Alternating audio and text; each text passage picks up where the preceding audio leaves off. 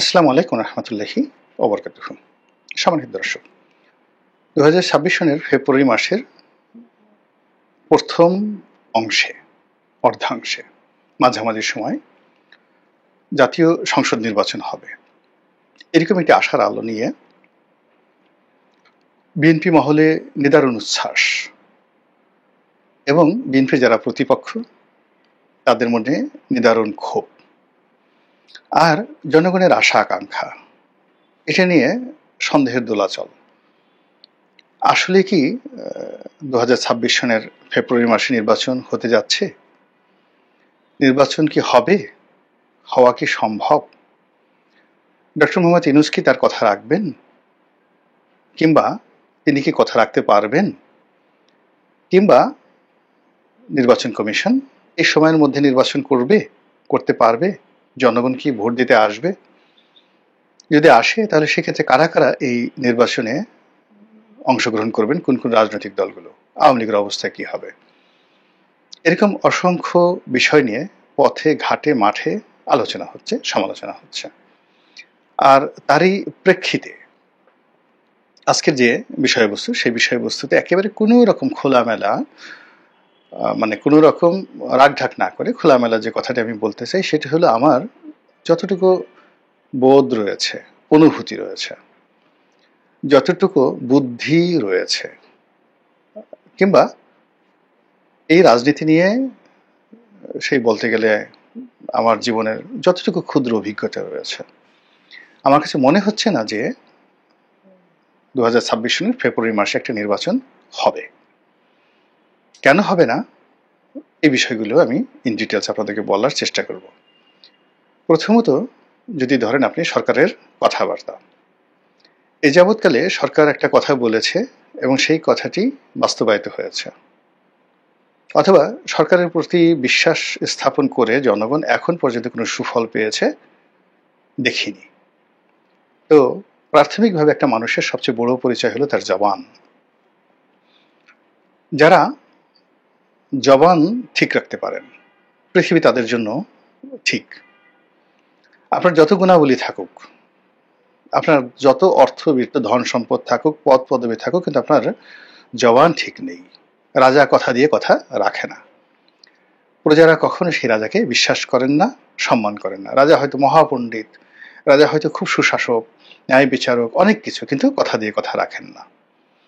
তো সেই দিক থেকে এই বর্তমান যে সরকার, তাদের যে কথা রাখার ক্ষমতা, কথা দেওয়ার ক্ষমতা, এটা হোসেন মোহাম্মদ এরশাদ সাহেবের সঙ্গে যদি তুলনা করেন, এরশাদ সাহেবকে মনে হচ্ছে শিশু, জাস্ট শিশু। প্রথম থেকে আমাদেরকে এই সরকার, প্রতিটি ব্যক্তি, সরকারের যারা যারা কর্তা ব্যক্তি আছেন, ডক্টর মোহাম্মদ ইউনূস শুধু একা নন, ওনার সঙ্গে যারা আছেন, লতা পাতা শিকড় গাছপালা ডাল যা কিছু আছেন, সবাই একই ভাষায় কথা বলেন। এটা শেখ হাসিনার যে স্বৈরতান্ত্রিক শাসন ব্যবস্থা, ফ্যাসিবাদী শাসন ব্যবস্থা বলে আমরা যে গালাগাল দিচ্ছি, তখন এটা হয়নি। শেখ হাসিনা সব কথা বললে সবাই জয় বাংলা বলতেন না, শেখ হাসিনার কথা সমালোচনা করতেন। কিংবা দেখা গেল ওবায়দুল কাদের সাহেব একটা কথা বলেছেন, নানক সাহেব একটা কথা বলেছেন, এটা দলের ভিতরে যেভাবে সমালোচিত হতো, আলোচনা হতো, ভিন্ন মত হতো, দলের বাইরে তো হতোই। এবং এটা 2014 সন পর্যন্ত যেভাবে একেবারে এক্সট্রিম গণতান্ত্রিক পর্যায়ে ছিল।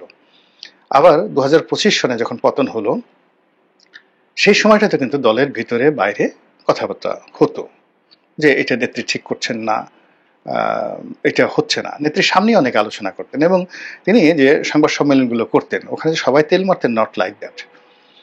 তো তাকে কিন্তু অনেক বিরূপ প্রশ্ন অনেকে করেছেন। এই বিরূপ প্রশ্ন করার জন্য কারো চাকরি যায়নি, কোনো সাংবাদিক মার খাননি, মবের শিকার হননি। এটাই বাস্তবতা। আমরা শুধুমাত্র ওই তাকে তেল মারার ওই ঘটনাগুলো উপলব্ধি করতাম এবং মনের দুঃখে ক্ষোভে শুধু বলতাম সে শুধু এই তেল পাওয়ার জন্যই এই সংবাদ সম্মেলন করে। কিন্তু ওখানে অনেক গুরুত্বপূর্ণ সিদ্ধান্ত হতো, অনেক যাকে বলে সাংবাদিকরা নির্লোভ প্রশ্ন করতেন, এবং অনেকে যাকে বলা হয় সেখানে একেবারে অপ্রিয় অনেক প্রশ্নগুলো তাকে করতেন। আবার যারা তেল মারা তারা মারতেন। কিন্তু এখন তো যা হচ্ছে, তেলও মারা হচ্ছে না, প্রশ্ন করা হচ্ছে না। একেবারে কেউ, একমাত্র গত কয়েক মাসে নিউজের সম্পাদক নুরুল কবির সাহেব ডক্টর মোহাম্মদ ইউনূসকে যে প্রশ্নগুলো করেছেন, সেই প্রশ্নগুলো ছাড়া এখন পর্যন্ত উল্লেখযোগ্য কোনো রকম সাংবাদিক সম্মেলন বা মোকাবেলা হচ্ছে না, বরং সেখান থেকে যেভাবে কর্তা ব্যক্তিরা বলে দিচ্ছেন ওভাবেই কাউন্টার প্রশ্ন করা হচ্ছে না। সেখানে রেজওয়ানা হাসান বলেন, আসিফ নজরুল সাহেব বলেন, কিংবা সরকার অন্য কোনো গুরুত্বপূর্ণ উপদেষ্টা যারা আছেন তারা যে কথাই বলছেন তাদেরকে কাউন্টার চ্যালেঞ্জ জানানো হচ্ছে না। যেখানে একজন এপিএস এর দুর্নীতির জন্য সুরঞ্জিত সেনগুপ্তের মতো কিংবদন্তির রাজনৈতিক নেতাকে পদত্যাগ করতে হয়েছিল, আর সেখানে আসিফ মাহমুদ সজীব ভুঁইয়াকে আমরা প্রশ্ন করতে পারছি না, আমরা অন্য কাউকে প্রশ্ন করতে পারছি না। এটাই হলো এই বর্তমান জমানার একটা ট্রেন্ড, এবং সেই ট্রেন্ডের মধ্যে আরেকটি খারাপ দিক হলো সবাই একই ভাষায় কথা বলছে। ইউনূস সাহেব যদি বলছেন জুনের মধ্যে নির্বাচন হবে, তারা একটু বাড়িয়ে বলছেন জুনের 30 তারিখের মধ্যে নির্বাচন হবে, 1 তারিখে যাবে না, জুলাই মাসের। মানে এই কথাটা তার না বললে কি হতো? এইরকম একটার পর একটা যাকে বলা হয় ফ্ল্যাটারিং, এবং একজন একটা শব্দ করছেন, অন্য সবাই সেই শব্দের সঙ্গে তাল মিলাচ্ছেন। এভাবে রাষ্ট্র চলে না, রাজনীতি চলে না। সেই দিক থেকে সরকার এই সময়ের মধ্যে ডিসেম্বর থেকে জুন, আবার জুন থেকে এপ্রিল, এপ্রিল থেকে আবার ফেব্রুয়ারি, এটা যে পাল্টাইয়া যাবে না আমরা এটা বিশ্বাস করতে পারছি না। দ্বিতীয়ত, একটা নির্বাচন হওয়ার জন্য রাজনৈতিক দলগুলোর প্রস্তুতি থাকার দরকার আছে। জামাত বেশ কিছু আসনে তাদের প্রার্থী ঘোষণা করেছে, তো প্রার্থী দেখে বোঝা যাচ্ছে যে জামাত আসলে নির্বাচনের জন্য কতটা প্রস্তুতি, এবং জামাত কি এই নির্বাচনে এই যাদেরকে তারা মনোনয়ন দিচ্ছে তারা ওই আসনে বিএনপির সাথে, আওয়ামী লীগের সাথে, জাতীয় পার্টির সাথে পাশ করে আসতে পারবে এই বিশ্বাস থেকে তাদেরকে মনোনয়ন দিয়েছে, না শুধুমাত্র আওয়াজ তৈরি করার জন্য? এটি নিয়ে যথেষ্ট সন্দেহ রয়েছে। এখন বিএনপির কথা চিন্তা করেন, বিএনপি তার নিজের দলের মনোনয়ন কাকে কাকে দেবে সেটা এখনো ঠিক করেনি, কিন্তু অন্যদিকে কি হচ্ছে, তাদের যারা জোট সঙ্গী রয়েছে, সেটা আসম আব্দুর রব বলেন, তার দল বলেন, গণ অধিকার পরিষদ বলেন, ববি হাজ্জাজ বলেন, তাদের অনেকেই গ্রিন সিগন্যাল দেওয়া হয়েছে। এখন কি হলো, এই মানুষগুলো যখন বিএনপির গ্রিন সিগন্যাল নিয়ে সংশ্লিষ্ট নির্বাচনী এলাকায় যাচ্ছেন, তারা বিএনপির নেতাকর্মীদের দ্বারা অপদস্থ হচ্ছেন, লাঞ্ছিত হচ্ছেন, শত্রুতার শিকার হচ্ছেন, এবং অনেকের জীবন রীতিমতো হারাম হয়ে গেছে, এবং এটা রাজনৈতিক ঐক্য, বিশ্বাস নষ্ট করে ফেলছে।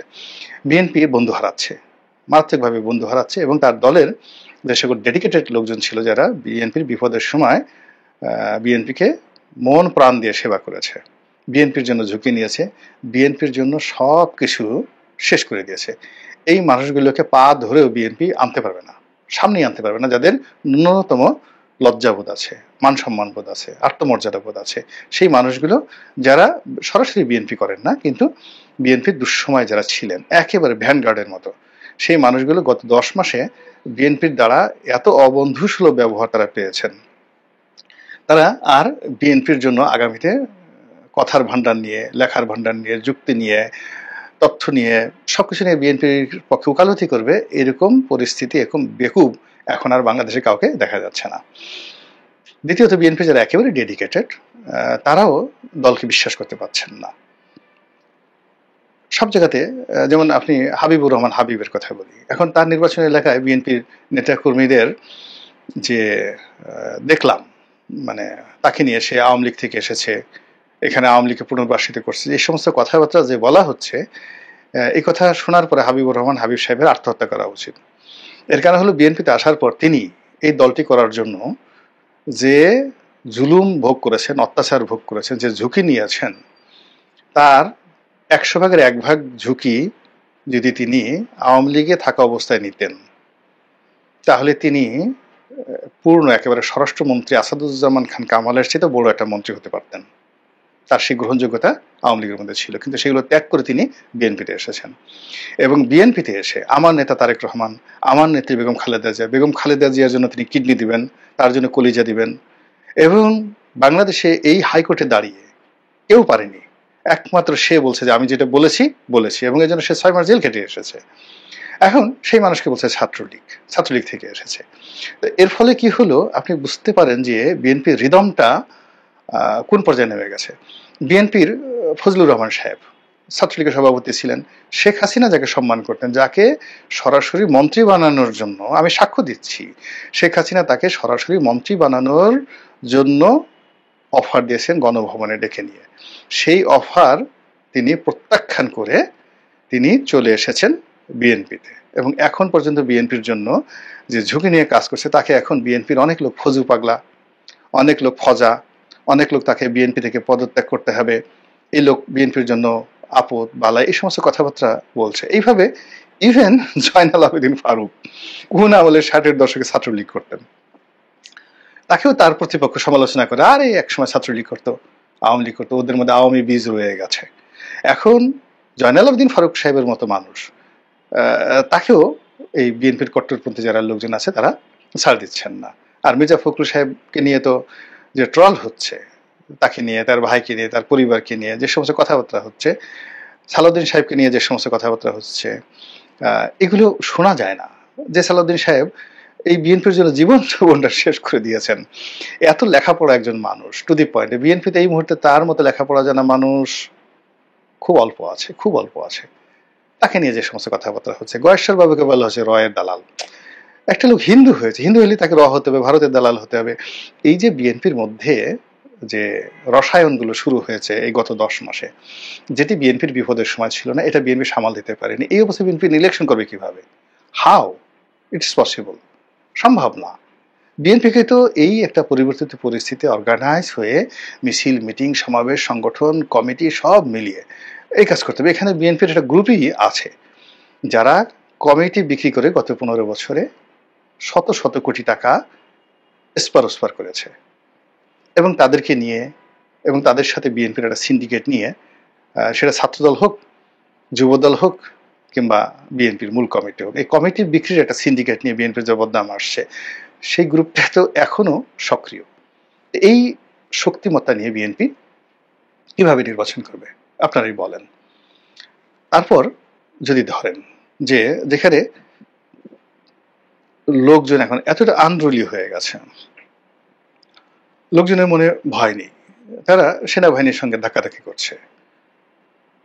একদম ইয়াং মেয়েরা মোটরসাইকেল চালাচ্ছে, সেনাবাহিনীর একজন ক্যাপ্টেন মেজরকে বাপ মা তুলে গালাগাল করছে, পুলিশের লোকের কলার ধরে টান দিচ্ছে মেয়েরা, থানায় গিয়ে ওসিরে বাপ মা তুলে গালাগালি করছে, ডিসিকে বলছে যেখানে চাকরি করতে হলে আমাদের হুকুম মানতে হবে, যে যার মতো করে।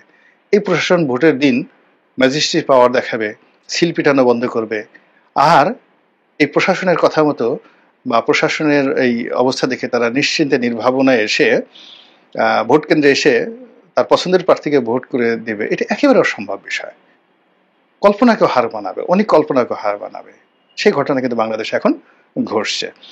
এবং আমাদের হাতে এখন যদি সময় ধরেন, এই মাসটা চলছে, জুন মাস চলে যাচ্ছে, তো July, August, September, October, November, December, January, আমাদের হাতে সময় আছে 7 মাস। ও 7 মাসের মধ্যে ভোটার তালিকা করা, ডিলিমিটেশন করা, মানে কোনো কিছুই এই মুহূর্তে সম্ভব না। মানসিকভাবে, অর্থনৈতিকভাবে আমরা যাকে বলা হয় এখনো একটা ভোটের জন্য কিংবা একটা সরকার পরিচালনার জন্য আমরা এখন পর্যন্ত প্রস্তুত হইনি। যে কোনো একটা দল যদি এখন বলা হয় 60 থেকে 65 জন মন্ত্রী নিয়োগ করবেন যারা দক্ষ, অভিজ্ঞ, আপনি দেখান তো কোন দলে আছে? যারা সিনিয়র লোক, সাবেক মন্ত্রী ছিলেন বিএনপির, তাদের তো সবার বিরুদ্ধে দুর্নীতির অভিযোগ আছে, ব্যর্থতার অভিযোগ আছে পাহাড় সহ। তারাই গত 15 বছরে এমন কোনো সফলতা দেখিয়েছেন যে তাদেরকে মন্ত্রী বানানো হলে তারা আগে যে ব্যর্থতাগুলো তাদের ছিল বা গত 15 বছরে যে তারা ব্যর্থতা দেখিয়েছে সেটাকে অতিক্রম করে গত 10 মাসে তারা এমন যাদের কাঠির স্পর্শ পেয়েছে যে তারা বাংলাদেশে ব্যাপক পরিবর্তন করে ফেলবে, তারা ভালো করতে পারবে। আচ্ছা, অন্যান্য দলের একই অবস্থা দেখেন, সব জায়গাতে তো জনবল সংকট আছে, এবং সেটা নিয়ে তো খোলামেলা আলোচনা হচ্ছে না যে আমার দলের এ থাকবে ছায়ামন্ত্রী, এ থাকবে মন্ত্রী, এ থাকবে বিরোধী দল। কোনো রকম প্রস্তুতি নাই, শুধু ক্ষমতা চাই, ক্ষমতা চাই। সামনে ধরেন আপনার পেট খারাপ, আপনার মানে মুখে ঘা, আপনার হাতে কুষ্ঠ রোগ, আপনি নিতে পারবেন না, কিন্তু সামনে পোলাও কুরমা রয়েছে, আপনি খেতে পারবেন? খেতে পারবেন না। নির্বাচন, রাষ্ট্র ক্ষমতা, এটা কি করে সম্ভব? এইটা আমার মাথায় ঢুকছে না। ফলে এইভাবে যদি নির্বাচনের আপনি অন্তত পক্ষে 1000টি উপকরণের বলেন, একটা নির্বাচন সুষ্ঠুভাবে হবে, সবাই অংশগ্রহণ করবে, একটা ফলাফল হবে, সরকার গঠন হবে, দেশ শান্তিপূর্ণভাবে চলবে, এর একটা নমুনা এই বাংলাদেশে আছে? নেই। আমরা কি মনে করছি এই নির্বাচন হলে বোধহয় সব সমস্যার সমাধান হবে। তো তো শেখ হাসিনা গেলে অনেকে মনে করছে শেখ হাসিনা গেলে সব সমস্যার সমাধান হবে। এখন কি হলো? সমস্যাটা বেড়ে গেছে। এখন আবার অনেকে মনে করছে ইউনূস গেলে সব সমস্যার সমাধান হবে। ইউনূস গেলে সমস্যার সমাধান হবে না, আরো সমস্যা বাড়বে। যার জন্য প্রস্তুতি নিতে হবে। নির্বাচন হলেই সব সমস্যার সমাধান হয়ে যাবে, সব বিদেশি বিনিয়োগকারীরা আসবে, সব যে যার মতো করবে, অসম্ভব ব্যাপার বিষয়। এটা হয় না, কখনো কোথাও হয় না। সব কাজের একটা কার্যকারণ থাকে, কারণ থাকবে, কাজ থাকবে, ফলাফল থাকবে। তো সেগুলো না করে যদি এই কাজগুলো করা হয়, তাহলে এখন যে দুর্ভোগ দুর্দশা, আগামী দিনে তার চেয়ে বড় দুর্ভোগ দুর্দশা আমাদের জন্য অপেক্ষা করছে। ফলে ফেব্রুয়ারিতে নির্বাচন হলে খুবই বিপদ, না হলে মহাবিপদ। আল্লাহ আমাদের সবাইকে হেদায়েত দান করুন এবং হেফাজত করুন। আসসালামু আলাইকুম ওয়া রাহমাতুল্লাহি ওয়া বারাকাতুহু।